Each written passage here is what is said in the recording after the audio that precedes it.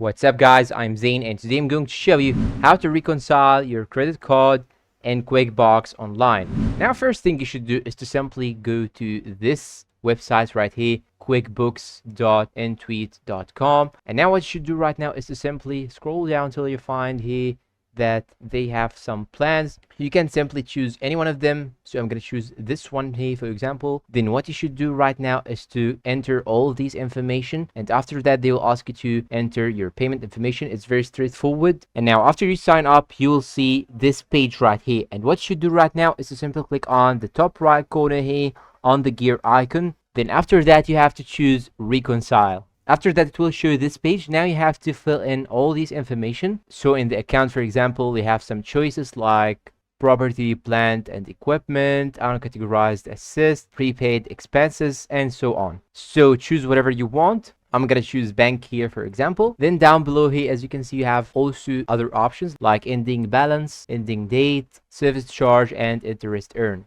And now after filling all these information, you have to click on start reconciling.